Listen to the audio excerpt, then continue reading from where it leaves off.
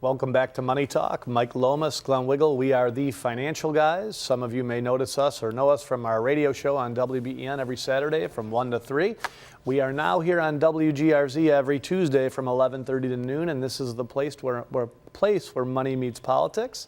And in studio with us, special guest Carl Paladino. I appreciate you spending some time with us. We know you're crazy busy. Yeah, thanks, Carl. That's fine. Before the break, we've been talking about the Buffalo School Board. We'd like to also get to Solar City, that debacle. Mr. Cuomo still, he's still cheerleading. He still the is. project, So before the end of the show, I'd like to know a little bit about your thoughts on Solar City and the grand opening project there. But you had some questions for Amir. I did. I wanted to ask you, and people might be asking, why are we talking about the schools and it's money meets politics. It's neither politics nor money, but it is in some way, because the money part is super important, right? Or the education part is super important.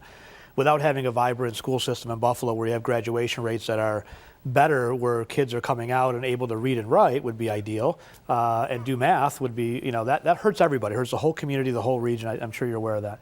The graduation rates have always been a big sticking point for me, in the low 40s. But since over the last several years that you've been involved, things have improved substantially, right? So you're at what now? I mean, on a relative scale, we'll say it that way, right? We're not at 90, 95, 99% graduation rates, but we're not below 50 anymore either, right? Yeah. Well, I mean, I can compare it to attendance, okay? So we have an attendance problem. The kids aren't showing up. So how do you solve the attendance problem? Well, you could think about hiring more truant officers and whatever, Sure. And other methodologies, or you can just stop taking attendance. So that was the what else do you do? Works for employers route. That's what we do at Financial Guys first. Yeah, that works. So now you go to graduation rate. 3 years ago it was 46%. Now it's 61, 62%, they say, okay? However, they also are covering up the reasons for putting one principal on administrative leave for the last year, okay? And other principals who were doing the same thing, and that is pushing kids through, all right? Putting kids out on the street with diplomas who can't read and write. Yeah. And it's sad, because that's the game. Okay, if you can't get those numbers up otherwise, well, just push them through, man. You said they do the same thing with some of the Regents exams as well, right? Oh, and a typical Regents exam, all right, they'll take half of the class out and put them in another classroom and take the top half, okay, in order to show a better performance on the percentage performance on the Regents. That's unreal. So they can say 80% of our Regents folks. Our statewide proficiency in English is like 13 or 14%. Wow. Our statewide proficiency on standardized state tests in math is like 11%. Okay, you take out our criteria schools like Olmsted and Da Vinci and Hutch Tech and City Honors. You take those schools out of the equation and you go down into single digits. Wow. Okay, the proficiency.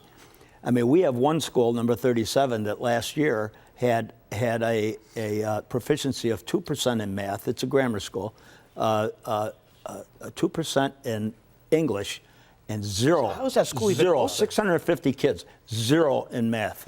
How is that even open, though? I mean, how do they not just shut down that and here school they criticize charter schools, which perform much better. Yeah, right. Okay, they want to criticize them because these people are all about the power of sitting on that board and managing a $1 billion contract and doing their friends and family thing. Yeah, and shame on some of these scumbags, because the minute you come in and help, they say race, race, race, race. Yeah, yeah. Yeah. Really? That's race? That's the default claim. See, they're all up on top. They're making their $100,000 salaries, Yeah. right? They've got their $90,000 pension. They're fine. Yeah. They're not worried about little Billy. They don't want and his change. graduation. But a 2% proficiency or 0%, passing exam, I would think that the state would step in or the city would step in and say, well, you'd think so, we're except shutting you that our Board of Regents was taken crazy. over by NYSUT, New York State United Teachers Union. Okay, our legislature, they buy the Board of Regents. Okay. We gotta get to a hard break here. All right, Mike Lomas, Glenn Wiggle, Financial Guys. Carl Paladino in studio with us. When we come back,